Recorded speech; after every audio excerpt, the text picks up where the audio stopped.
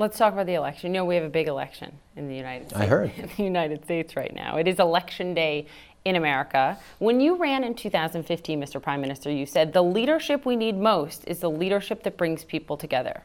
What do you make of the U.S. election right now? I make that Americans will make the choice that they need to make, that they choose to make, and I will work with whichever Congress they elect, whatever president they elect, whether it was 2 years ago or 2 years from now.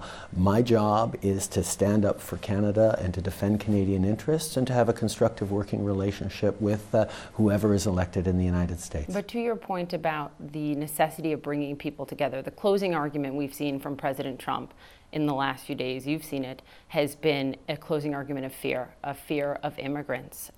Look, during the travel ban, you tweeted, Canadians will welcome you regardless of your faith. Diversity is our strength. Welcome to Canada. What is your reaction to President Trump's closing message on immigration right now? My job is to stand up for Canadian interests and have a constructive working relationship with whoever Americans choose to elect. But as someone who has spoken up for the rights of immigrants, welcomed asylum seekers to this country, the president has talked about those in the caravan coming up from Central America as invaders.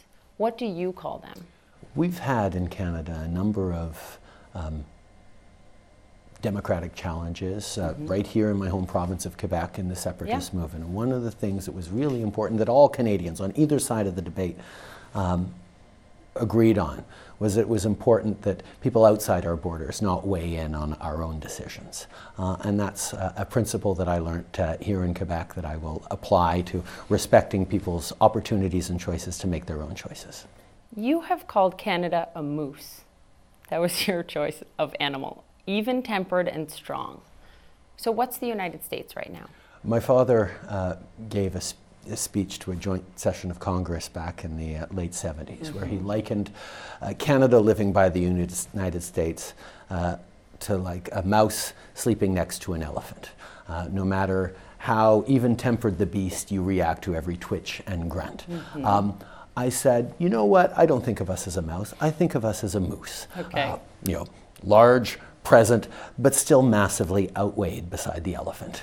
We will continue to be attentive to what's going on in the United States, but stand securely in our own strength and our own approach.